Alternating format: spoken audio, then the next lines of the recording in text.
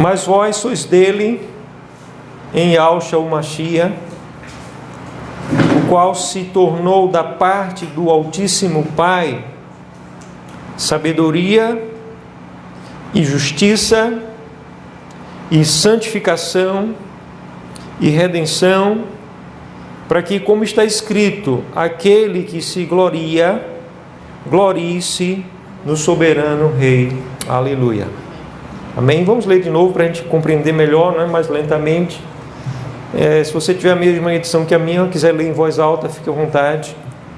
Mas vós sois dele em Yahshua o Mashiach, o qual se tornou da parte do Altíssimo sabedoria e justiça e santificação e redenção, para que, como está escrito, aquele que se gloria, glorie-se no soberano Rei. Aleluia. Amém. Nós sabemos, eu creio que todo mundo que está em Cristo aqui sabe bem que quem é a fonte de todo bem. Mas é sobre essa fonte de todo bem que a gente vai estudar um pouco, considerar um pouco hoje, nessa tarde, mais uma vez, que é o nosso Salvador. Ele, por aquilo, pela bondade do nosso Pai eterno, ele se tornou para nós a fonte de todo bem na nossa vida. E a gente vai encontrar nas Escrituras, por exemplo, dizendo que o homem não tem nada se do céu não lhe for dado. Eu quero repetir aqui uma coisa que eu já ouvi algumas vezes no mundo e que o mundo costuma dizer, que do céu não cai nada, se não chuva e olhe lá. De fato, a Escritura não nos ensina a sermos preguiçosos, omissos naquilo que é responsabilidade nossa, não. Mas nós devemos agir sim com responsabilidade, sabendo que é Ele que nos dá inteligência, é Ele que nos dá a saúde, é Ele que nos dá a capacidade de sermos proativos, de sermos criadores, de sermos empreendedores do viver. Não é só a questão comercial, financeira, não, na vida. E a gente deve desejar isso, que a gente construa grandes coisas com ousadia, com fé para a glória dele. Mas tendo esse entendimento que se queremos construir alguma coisa para a eternidade, nós precisamos fazer pela fé nele. Por isso também ele disse, sem mim nada podeis fazer. Esse texto que a gente leu, e eu quero que vocês fiquem com a Bíblia aberta aí, porque é do qual a gente vai mergulhar mais hoje, né? Ele fala, o apóstolo Paulo está falando para a igreja de Corinto, a sua primeira carta, e vamos lembrar aqui um pouco sobre a igreja de Corinto. Aqueles irmãos de Corinto foram classificados pelo próprio apóstolo Paulo como crentes carnais. O apóstolo Paulo chama eles de carnais, de que eles não eram espirituais. Nem por isso Paulo estava dizendo que eles não estavam salvos. Mas devido a uma vida até de pecado que aqueles irmãos tinham, uma vida de aparentemente nenhuma transformação, uma vida que eles criam na palavra, criam em Cristo, eles adoravam ao nosso Salvador, mas eles não estavam sendo zelosos com o viver deles para agradar ao Pai. Vocês sabem, eu quero repetir aqui, que um filho, uma filha, é amado de um pai verdadeiro, ama o filho independente do comportamento dele. Ele pode estar preso, né, por ter cometido até crimes, ele não vai deixar de ser amado por um pai, por uma mãe. Inclusive hoje, dia domingo, né, muitas pessoas estão aí comemorando carnaval, mães e pais, infelizmente menos pais, né, por causa da cultura, mas pais verdadeiros também estão aí nos presídios, em vez de estar nas festas, porque foram visitar um filho. Então quem é filho é amado independente do comportamento. Agora os filhos de verdade desejam o quê? Cada vez mais ter um comportamento e construir atitudes que sejam agradáveis ao Pai. E quando um pai é falho, nós não podemos viver na dependência de agradar o nosso Pai que é falho. Mas aquele Pai que é perfeito, o nosso Pai eterno, que é o sentido da nossa vida e criou a fonte de todo o bem para nós sim, para que a gente viva bem, feliz, e as pessoas que a gente ama também sejam felizes, nós devemos procurar agradar cada vez mais a Ele no nosso viver. Vocês estão comigo? Amém? Então, o apóstolo Paulo falando para essa igreja carnal, essa igreja que não amadurecia, parecia que não amadurecia, essa igreja em que dentro dela havia vários partidos, né? Irmãos ali dizendo, eu sou de Paulo, outro eu sou de Apolo, eu sou de Cefas, e ainda um quarto grupo dizendo, eu sou de Cristo, eu sou do Mashiach. Então, o apóstolo Paulo diz, a igreja está dividida. E eram os irmãos ali brigando. Se você for ver a ceia, a Santa Ceia, lá em 1 Coríntios capítulo 12, os irmãos, na hora da ceia, a gente chegava primeiro, comia logo pão, outras pessoas tomavam vinho, tinha gente que ficava meio queimado. Tinha gente que ficava sem vinho, então era essa confusão. E o apóstolo escreve essa primeira carta, aquela igreja que ele implantou, que ele mesmo implantou, mas não pôde permanecer muito tempo ali, ele teve que sair. Agora ele escreve admoestando aquela igreja, corrigindo algumas coisas, e logo no começo da carta ele declara essa palavra preciosíssima, que é para mim e para você. Observe, amados, que na Escritura existem alguns princípios que eles ressaltam ao ensino geral. O apóstolo Paulo ele vem trazendo um grande pacote, um grande presente, mas ali dentro daquele presente existe o presente dos presentes. E dentro desse grande pacote de ensino, que eu posso dizer a vocês, o que ressalta como um tesouro ainda mais precioso é o que está declarado nesse versículo 30 e 31, que a gente vai ler pela terceira vez hoje, tá certo? Agora, o que é que diz? Vós sois dele, aleluia. Você pertence a quem? Ao Pai eterno. Através de quem? Em o Machia e Alcha, né? Em Cristo. Você é dele, você é do Pai, através em o Filho. Através da obra do Filho, você pertence ao Pai. Agora veja só o que o versículo continua dizendo. O qual, o Filho, né? O qual se tornou da parte do Altíssimo Pai. Ele se tornou o quê? Sabedoria e justiça e santificação e redenção. Então, o nosso Salvador, ele se tornou da parte do nosso Pai tudo isso aqui, para mim e para você. Ele é para mim e para você o que aí? Sabedoria. Aleluia. Ele é para mim e para você, para a igreja. Ele é o que? Justiça. Aleluia. Ele é o que mais? Santificação. Não existe santificação se não for pela graça, pelo poder dele operando em nós. E ele é para mim e para você o que? Redenção. A palavra redenção aqui é só um sinônimo para salvação. Não é? No Novo Testamento é uma palavra que é sotéria, salvação. E salvação significa aquelas 5 áreas que a salvação abrange. Quais são as 5 áreas? Libertação, cura, né? Direção, provisão e vida eterna. Reconciliação, vida eterna. Então, tudo isso, o Machia se tornou para nós da parte do Pai. E o versículo 31 diz o quê? Para que isso? Para que, assim como está escrito, aquele que se gloria, glorie-se nele. Aleluia, aleluia. Então, ele se tornou a fonte de todo o bem para nós. Ele é a única fonte. Eu comecei aqui dizendo as palavras dele mesmo, nosso Salvador, que ele disse: sem mim, lá em João 15, sem mim, nada podeis fazer. Aleluia, amém?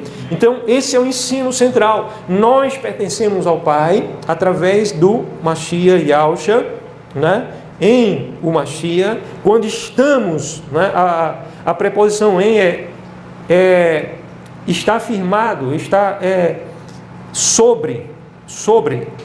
Nós somos do Altíssimo, somos do Pai, firmados sobre o Machia e Alcha, e esse Machia se tornou da parte do Altíssimo, se tornou para nós sabedoria, justiça, santificação e redenção. Então, se alguém quer se gloriar de alguma coisa, aqui e acolá, às vezes, por causa da nossa mentalidade desse mundo, e cada vez menos devemos nos apanhar, nos flagrar, um auto-flagrante, nos gloriando de alguma coisa. O homem sem Cristo, o homem iníquo, ele costuma viver se gloriando, ele vai contar vantagens, como diz o nordestino.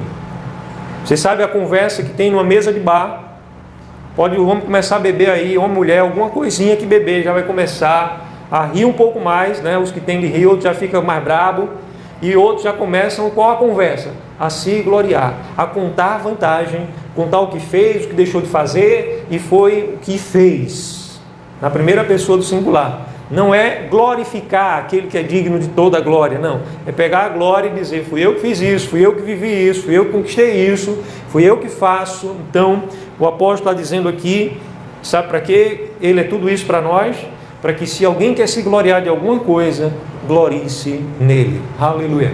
E esse é o viver da igreja. Esse é o viver da fé. Esse é o viver quando entendemos que estamos debaixo da graça. Estamos debaixo do favor do Pai. Então, tudo o Filho conquistou, e o Filho se tornou fonte de todo o bem para nós, por aquilo que Ele fez e é. E eu queria então, nessa reflexão com vocês, ao considerarmos essa palavra, olharmos para ela de duas maneiras. Primeiro, a riqueza que há, o suprimento que há, a provisão que há, a fonte de todo o bem que há no nosso Salvador, nosso amado Rei. E a segunda coisa que a gente deve olhar para esse texto também é a gente também se esvaziar, entender o que não há em nós sem Ele. Então, primeiro vamos olhar o que temos nele para a vida, para nele nos gloriarmos, nele conquistarmos, nele realizarmos. Vocês vão ver isso nesse texto comigo. E a segunda coisa, o que nós não temos, para que nós não nos apeguemos às coisas que não são nossas, como se nossas fossem, e não nos gloriemos naquilo que não é glória nossa, como se glória nossa fosse. Amém? Então, primeira coisa, o suprimento, a glória, a riqueza que temos naquele que é a fonte de todo o bem. Primeiro, a palavra diz que nós pertencemos a Ele através do Filho. Então, a primeira riqueza que eu quero destacar aqui é que você que antes não era povo santo, agora você é povo santo. Antes que você não era filho ou filha do Eterno, do Criador Onipotente, agora você que está em Cristo, que está no Mashiach, você é dele. Aleluia? Então esse é o primeiro tesouro. E só isso aqui eu poderia passar o resto da minha vida falando a riqueza. Eu creio que eu não ia ter nem conhecimento suficiente, mas se você começar a imaginar quão grande é, que riqueza há em ser um verdadeiro filho, uma verdadeira filha desse Pai de amor, esse Pai eterno, que todas as coisas criou. Aleluia. Então isso é uma riqueza tremenda. E como é que a gente é do Pai? Nós somos do Pai através da obra do Mashiach, em Cristo. Vós sois dele em Cristo. Vós sois dele através do Mashiach. Aleluia. Amém. Primeira riqueza. Segunda riqueza, grandiosíssima, é que o Mashiach se tornou, da parte desse Pai amoroso, da parte do Altíssimo, ele se tornou sabedoria. E ele é a fonte da sabedoria, não há outra fonte. A Escritura diz que o temor a Yahweh é o princípio da sabedoria. Não sei se você já viu uma coxa bonita de crochê ou tricô, né? Evinha e André Evinha é prendada e passou isso para André, né? Fazer tricô, crochê. E aí o que acontece se você pega um fio daquele e começa a puxar? E vai desmanchando todo aquele trabalho, toda aquela arte que foi feita. Mas se você estiver precisando de fio para viver, se for uma urgência, você precisar desfazer de algo, você pode puxar aquele fio, porque você vai ter muito fio pela frente. Não é assim? Pode ser até um trabalho pequeno, 1 metro quadrado, mas quando você começar a puxar, vai ser muito fio. Quando a Escritura diz que o temor, a fé, o zelo ao nosso Pai, a Yahweh, é o princípio da sabedoria. Está dizendo que é como se você estivesse começando a puxar, ali no hebraico, o entendimento, é como alguém que começa a puxar a ponta de um fio de novelo, né, de lã, sei lá, de um carretel enorme, de um tricô. E eu quis trazer a questão aqui do tricô porque Cristo se tornou essa sabedoria para nós. E Ele se desmanchou para que você pudesse puxar esse fio, você pudesse estar pegado nesse fio, a graça dele se tornou acessível para você. E você pudesse desfrutar hoje de sabedoria. Agora, o que é sabedoria, gente? É aquele tesouro que quando o próprio Criador apareceu para Salomão, disse a ele: você pode me pedir o que quiser. Está escrito assim. Imagine, nosso Pai se apresentasse para mim e você e dissesse: minha filha, meu filho, peça o que você quiser e eu vou lhe dar. E tinha muita gente que ia pedir riquezas materiais, né? Ia pedir saúde, talvez ia pedir vida eterna para sempre aqui na terra mesmo. Mas Salomão pediu sabedoria. E a resposta do nosso Pai é porque ele pediu sabedoria, e ele pede sabedoria para reinar, para servir. Ele diz: você vai ter a sabedoria e com ela vai ter todas as riquezas e tudo mais. E de fato Salomão se tornou o rei mais rico, mais poderoso, se tornou grande, né? Só depois ele se afastou da presença do Pai, porque ele se envaideceu, se orgulhou. A gente vai até ver aqui mais para frente que o nosso Pai resiste aos soberbos, né? Então, nosso pai agora passou a resistir na vida dele, em vez de ele receber graça, favor, a bondade passou a ter uma resistência da qual o homem não tem como prevalecer. Mas isso durou um tempo, até ser quebrado, e depois, no final, ele se volta novamente ao seu Altíssimo Criador. Então, ele passa novamente a usar aquela sabedoria para a glória do Pai. Mas sabedoria é a capacidade de você pegar o conhecimento e você agora aplicá-lo para o bem. Isso é sabedoria. Para o seu bem, para o bem das pessoas que você ama, para o bem do próximo. Sabedoria tem um poder de transformar a realidade. Quanto mais sábio você for, você terá mais poder, você vai conseguir fazer mais coisas. Amém? Você vai ter mais atitude. Você vai ter mais saúde, tudo de bom. A sabedoria traz tudo de bom com ela. Você vai acessar riquezas materiais. A sabedoria é tudo isso. Mas quem foi que se tornou a personificação da sabedoria? Que está acessível para mim e você? Foi Yahshua. Amém? Isso quer dizer que agora, através do que Cristo realizou na cruz, da parte do Pai, eu tenho acesso à graça da sabedoria. Eu posso receber sabedoria sem me esforçar, porque ela vem de graça através da minha fé, da minha confiança no que Ele realizou por mim. É isso que o apóstolo Paulo, o Espírito Santo, está trazendo aqui para mim e para você. Que nós pertencemos ao Pai e através do que Cristo é e Ele fez, Ele se tornou, da parte do Pai, se tornou para mim e para você sabedoria. Você, através dele, você acessa a sabedoria. Você precisa agora o quê? Estender a mão. Porque a gente recebe muita coisa. Imagina eu chegar aqui com um presente caríssimo, tá certo? Uma joia caríssima. Para os homens aqui, o que é que eu iria dar? Talvez um relógio caríssimo, né? Um relógio de 120 mil reais ou mais, né? Eu chegasse com um presente muito caro para te entregar. E eu dissesse, está aqui. E aí eu tinha estabelecido no meu coração que eu ia deixar estendida a minha mão somente 1 minuto. Eu chegasse com um presente, esse presente aqui é seu. Eu ficasse aqui com a mão assim. Mas alguém, vou falar quem aqui, certo? Eu recebi esse presente, até julgasse que era uma coisa boa, mas não sabia ainda o que era. Mas ficou lá sentado esperando, talvez que eu botasse em outro lugar, para que a pessoa futuramente pegasse. Entenda que a sabedoria e o que Cristo fez para nós está disponível desde agora para acessarmos. Mas eu posso dizer assim, como está disponível para a eternidade, eu só vou acessar na eternidade. Existem coisas que eu vou perder definitivamente se eu não acessar isso enquanto eu estiver aqui nessa terra. Porque aqui nessa terra nós estamos com a oportunidade, uma janela aberta de oportunidade. Que janela é essa? A juntar tesouros nos céus. Por isso ele mesmo, que é sabedoria, ele disse para mim e você, e continua dizendo nessa hora. O que foi que ele disse? Não ajunteis tesouro na terra. Onde ladrão rouba, traça, rói, ferrugem, corrói. Mas ajuntai para vós outros tesouros nos céus. Onde a traça não rói, a ferrugem não corrói, onde o ladrão não rouba. Ou seja, tesouros eternos. E quando ele fala de riquezas terrenas, ele fala de riquezas terrenas, que nós podemos e devemos ter sim, mas ele diz para nós não ajuntarmos para nós mesmos. Ele diz, com essas riquezas, ajuntai para vós amigos que vos recebam nas moradas celestiais. Aleluia. Então como é que eu vou ajuntar tesouro no céu? Até com dinheiro que eu venha a ter, eu devo pegar esses bens materiais e fazer amigos que me recebam no céu. Aleluia. Ou seja, levar amigos aos pés do Rei da Glória, anunciar o Evangelho. Então essa sabedoria faz com que você acesse riqueza, com que você acesse saúde, com que você acesse bem-estar, com que você acesse verdadeiros relacionamentos, relacionamentos de intimidade, de amor verdadeiro com as pessoas que estão ao seu lado, não só colegas que estarão dispostos a te deixar, que serão desleais na primeira oportunidade. Não, através da verdadeira sabedoria você tem acesso a toda a riqueza. Mas a palavra diz mais. Em primeiro lugar, nós nos tornamos do Pai, primeiro tesouro. Segundo tesouro, nós temos no Mashiach também sabedoria. E terceiro, nós temos justiça.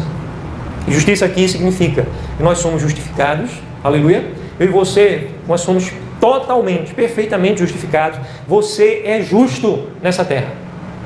Não há nenhuma condenação. Ninguém nada poderá te condenar. O apóstolo Paulo vai dizer lá em Romanos capítulo 8, quem tentará acusação contra os eleitos de Ial? Se foi o próprio Yahweh quem o justificou no Mashiach. Aleluia. Sabe quem vai intentar a acusação?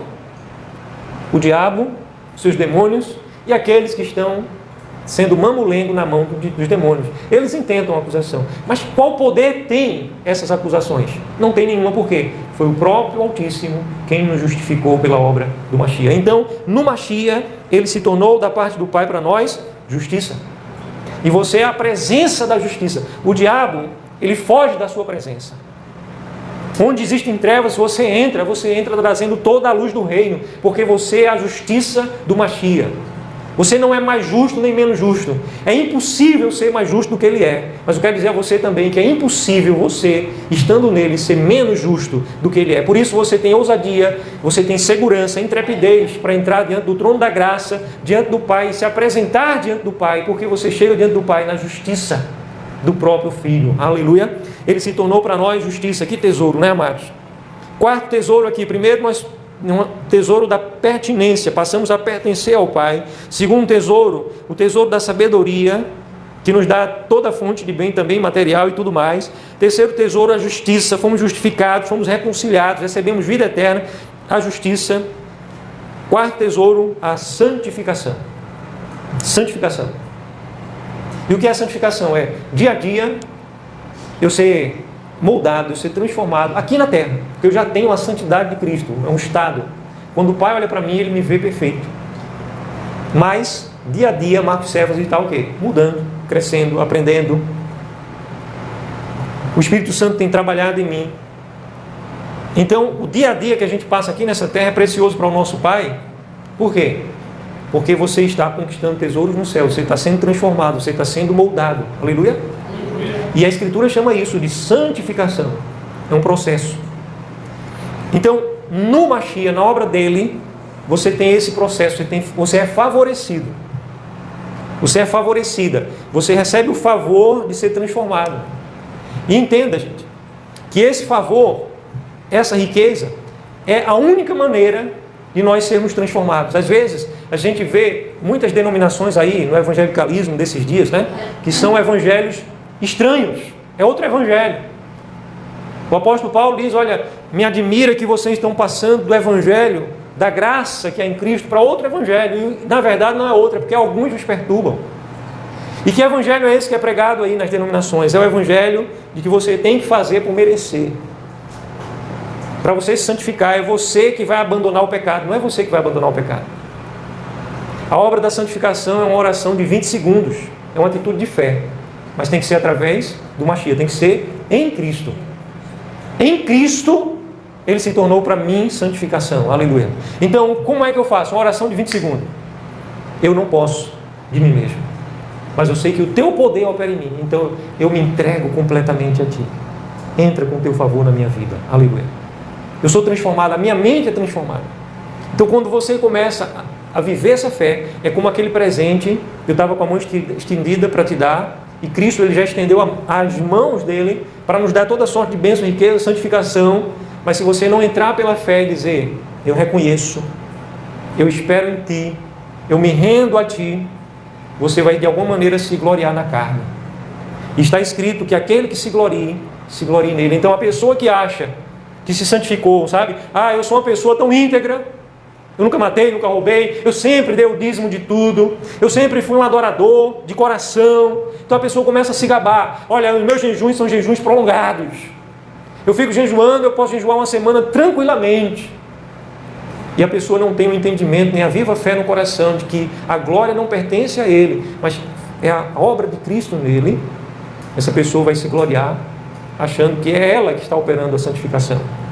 E o pior, a cobrança da denominação, né? A coerção religiosa, de estar marcando de perto, fez com o juiz de futebol, né? Marcando em cima, tem que cobrar, o irmão está agindo errado, então vamos lá cobrar. E a gente acha que as pessoas são transformadas se a igreja bater em cima, se a igreja expulsar, se a igreja disciplinar. Ninguém é transformado pelas obras da lei, pela cobrança. Não. Nós somos transformados unicamente quando estamos em Cristo, quando estendemos a mão da fé, através dessa oração de 20 segundos, por exemplo, para a santificação. Para a sabedoria, a mesma coisa. Quanto tempo eu haveria de passar nessa terra para conquistar a sabedoria? Se a fonte, se o princípio da sabedoria está em ti, e tu és toda a fonte, então eu preciso do teu favor, que me encha de sabedoria. Comece a rogar a sabedoria, Ele vai te ensinar, Ele vai te instruir. Você anda em justiça, como? Justiça própria? Eu sou justo, eu sou perfeito, eu mereço, eu tenho a minha justiça diante do Altíssimo. Ele vai dizer naquele dia a muitos: amigo, como entrasse aqui com vestes, com as tuas próprias vestes? Porque só uma maneira de nós entrarmos nas núpcias do Cordeiro é com as vestes lavadas, as vestes do próprio Rei, as vestes nupciais. Aleluia. Amém? Então, veste fala de aparência. A Escritura, as vestes são as obras, as nossas atitudes. Atitudes, ações que foram feitas na confiança dEle. Aleluia. E a quinta coisa que nos é destacado aqui é a redenção, que foi a primeira que eu falei, não sei se vocês perceberam. Porque em Cristo, no Mashiach, você recebe libertação. Existe alguma coisa que está te oprimindo? Que está te entristecendo? Ele te libertou. Então acesse a Ele, vá a Ele pela fé. E diga: eu recebo o favor de graça de Ti. Eu recebo libertação. Você recebe libertação, você recebe cura. Talvez alguma coisa no teu passado te traumatizou. Talvez você foi alvo de grande injustiça. Talvez alguém da sua família. E você hoje precisa de cura para a tua alma. Um parente seu. Alguma coisa aconteceu que você tem limitações, você tem bloqueios, você tem traumas. Sabe qual é o psicólogo por excelência? Que nem o outro chega nem de longe perto. É Yahshua. E nós podemos chegar a Ele e desfrutar de cura para a nossa alma, cura para o nosso corpo, cura para as pessoas que nós amamos. Você que está nele, você tem autoridade, se você estiver nele, de chegar e impor a mão sobre os enfermos. E a palavra diz: talvez serão curados. Não, ela diz assim: e serão curados. Aleluia. Então você tem cura. Tudo isso está dentro de redenção, né? Libertação, cura. Você tem provisão. Está faltando coisas? É fácil, né? A gente olhar para a nossa vida. Se não for para você esbanjar nos teus próprios prazeres, mas se você estiver servindo no caminho, Ele vai prover tudo. Ele tem provisão para a sua vida. Mas Ele também tem direção. Às vezes a gente está: e agora, o que é que eu vou fazer? Como é que vai ser? Vamos a Ele pela fé. A gente tem na nossa capacidade de escolher, e a responsabilidade é nossa, é minha. Das minhas escolhas, a responsabilidade será sempre minha. Mas eu tenho um acesso em graça. Eu tenho um acesso, eu posso me chegar a Ele e dizer: tu estás vendo o que é melhor, o que eu não posso ver. Então, me mostra, me dá essa direção.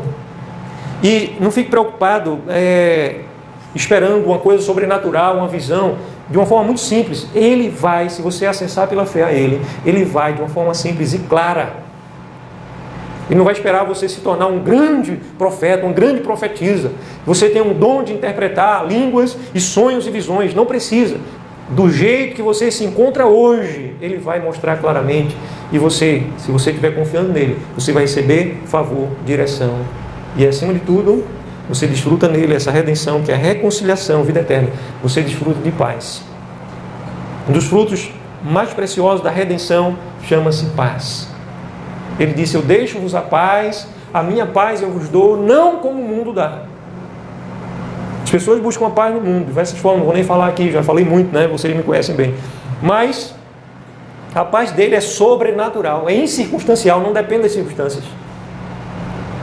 E a paz dele começa de você ter essa consciência de saber que você é totalmente amado, você é totalmente perdoado, que o favor dele está totalmente disponível para você. Aleluia. Você desfruta de paz. Isso é a quinta expressão da redenção, reconciliação. Você é plenamente reconciliado com Ele e você desfruta de paz. Aleluia. Amém? Então, para que isso? Porque está escrito: aquele que se gloria, glorie-se no soberano Rei. Aleluia. Aleluia. Glorie-se no soberano Rei. Aleluia. Então, amados, a primeira coisa é essa. A igreja precisa reconhecer a fonte. Amém? Até aqui, até agora, tudo que eu falei foi exaltando, foi destacando algumas poucas coisas da riqueza que é a fonte, que é o nosso Salvador para a minha vida, para você em graça. Vocês entenderam isso? Amém? Mas qual foi a segunda coisa que eu disse que ia dividir essa ministração hoje, essa nossa conversa, essa exposição da palavra?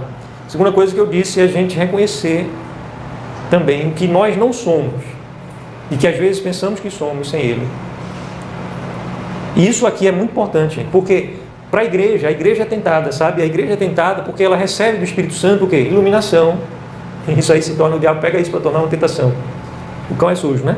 Você recebe iluminação para reconhecer como é precioso o Mashiach, como Yahshua, o nosso Salvador, como Ele é maravilhoso, como Ele é a fonte de todo bem. Então você recebe o entendimento e você reconhece isso. Mas sabe o que o diabo quer fazer?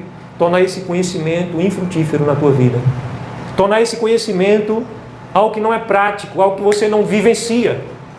Então você se torna alguém religioso, alguém que conhece da revelação, mas não está desfrutando as benéficias da revelação que você recebeu.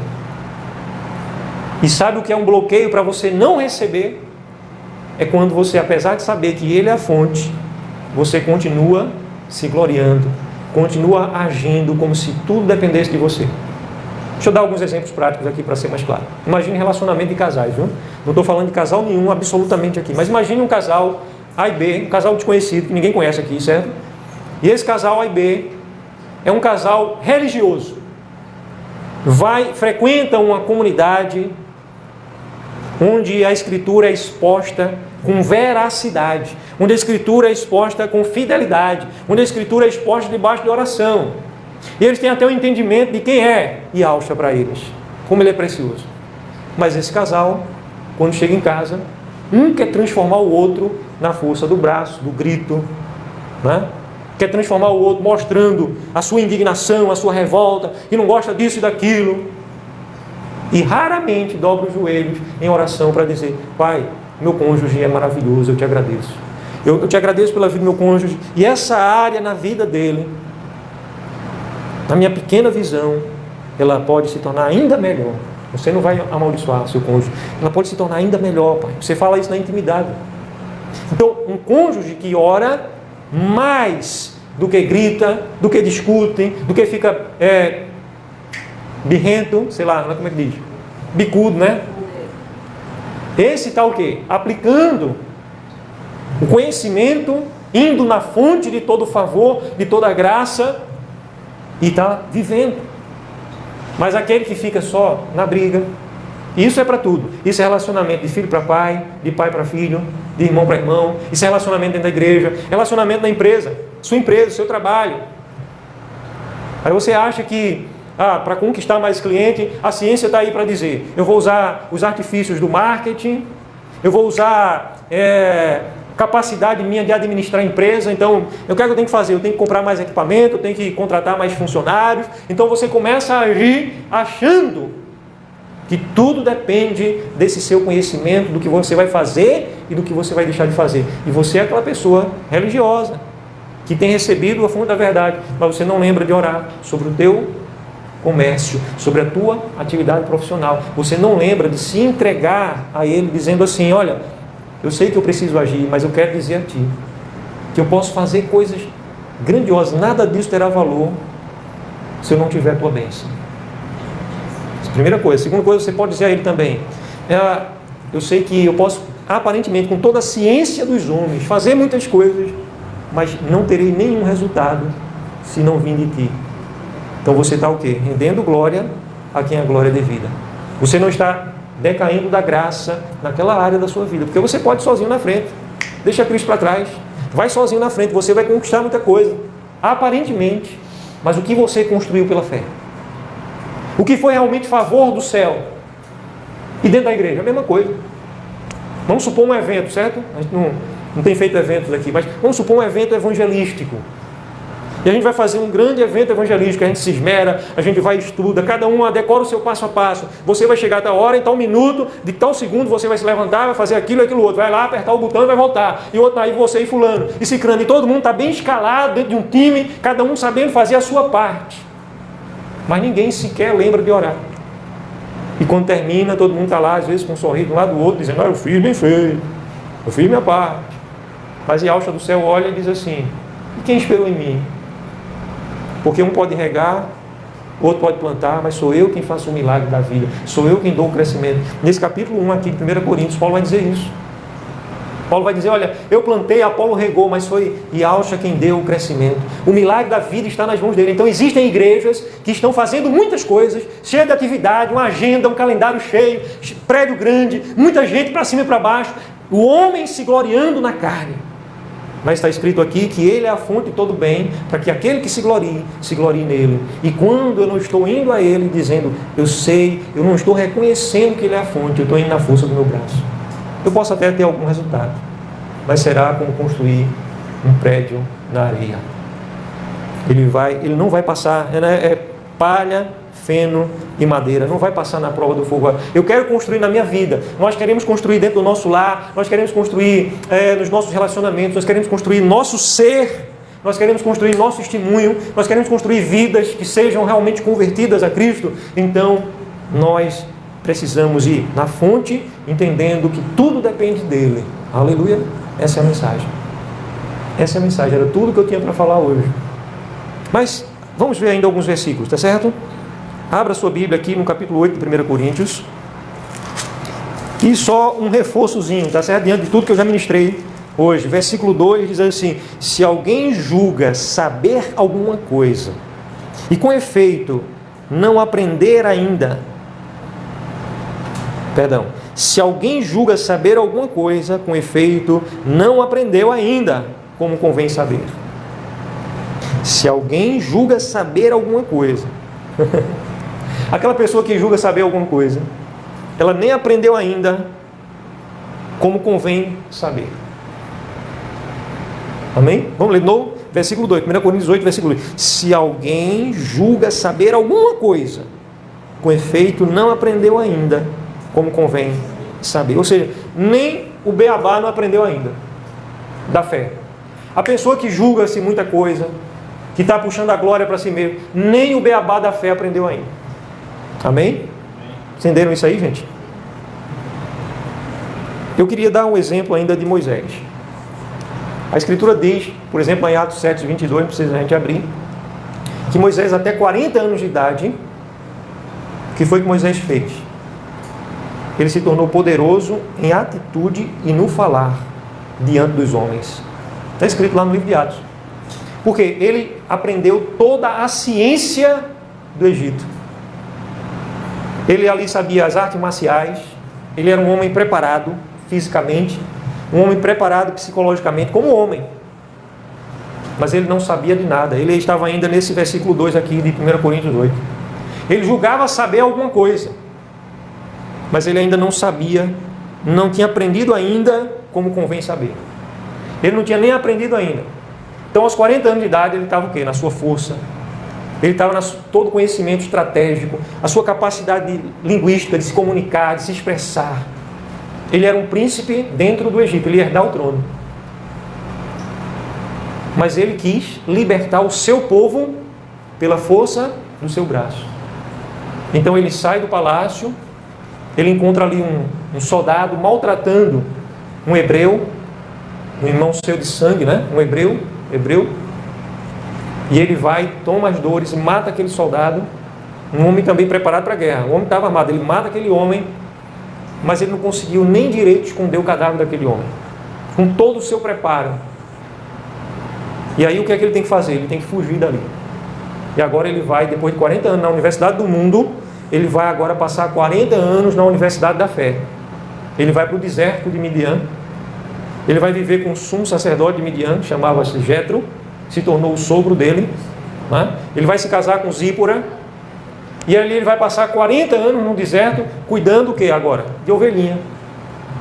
Apacentando ovelha, cuidando de ovelha, da sua sobrevivência, da casa do seu lar, né? Do seu sogro também, que era o sumo sacerdote, aprendendo aos pés de Jetro. E aí, depois de 40 anos, o que acontece com Moisés? Aparece a sarça ardente, uma manifestação, né?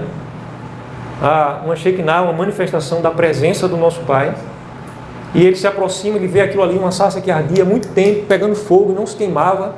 Então ele vai para ali, ele sobe aquele monte, e quando ele vai chegando perto, ele ouve uma voz: tira a sandália dos teus pés, porque onde estás é terra santa, né? E ele tira, ele agora se aproxima mais, ele ouve a voz, se aproxime. E aí ele ouve o quê? eu te escolhi para libertares o meu povo. Eu ouvi o clamor do meu povo que sofre debaixo do jugo no Egito. Mas vocês lembram o que foi que Moisés falou agora? Ele diz assim, eu sou poderoso em obras e no falar. Não é? Porque a Escritura diz isso, que Moisés aos 40 anos de idade era poderoso em obras, em ação e no falar, diante dos homens. Não. Agora, depois de 40 anos na Universidade da Fé, o que é que ele vai dizer? Eu não posso. Quem sou eu? Eu sou um homem de língua pesada, agora eu fiquei gago, né? Depois de 40 anos, agora falando novamente hebraico, como é que ele ia voltar para falar de novo egípcio? Então ele já não sabia falar, se comunicar. Ele já não tinha mais, humanamente falando, aquela presença talvez que ele tinha antes. Mas foi justamente ali que o Pai disse, eu escolhi você, agora você está pronto. Foi justamente ali que ele foi capaz de levar o povo, não para uma estratégia. Ele até esqueceu da topografia daquela região, que ele sabia de qual, de frente para trás, aquilo ali tudinho, como um príncipe do Egito. O Egito era um império, eram várias nações que pertenciam ao domínio do Egito. E ele, como príncipe, ele sabia tudo, ele conhecia tudo aquilo ali. Mas ele pega o povo de Israel, depois das 10 pragas, e leva o povo entre um estreito beco, entre montanhas enormes, até chegar ao Mar Vermelho. E Faraó vinha por ali e disse, eles estão perdidos. Moisés se perdeu, Moisés não sabe mais nada da vida, ele está gagá. Porque depois de 40 anos ele estava com o quê? Com 80 anos. Né? 40 anos dentro do Egito, 40 anos fora. Agora ele estava com 80. Então o Faraó achou que ele tinha endoidado, estava lelé. E ele vai agora, mas Moisés estava ali, agora vivendo pela viva fé. Tanto é que Moisés clama, numa hora que ele já tinha se destruído na Universidade da Fé, para não clamar. Ergue a sua mão, manda o povo marchar. E ele ergue a mão, bate na água, a água se abre, o mar se abre, e o povo passa pela fé e pelo favor do nosso Pai. Aleluia. Amém. E foi a partir dali que ele começou a desfrutar do favor sobrenatural. É por isso que a Escritura chega a dizer que os olhos, a visão de Moisés não escureceu. A visão dele continuou e ainda estava agora melhor, acredito, do que antes. Por quê? Porque ele estava desfrutando de um favor sobrenatural. A Escritura diz que, tal como ele era quando ele saiu do Egito, pronto para a guerra, ele estava pronto agora com 80 anos de idade. E eu acredito de verdade que ele estava muito mais preparado. Ele, Josué e Caleb. Ele estava pronto para entrar. Não entrou, porque se arretou lá, né? Teve uma hora lá, pegou o cajado, meteu na rocha.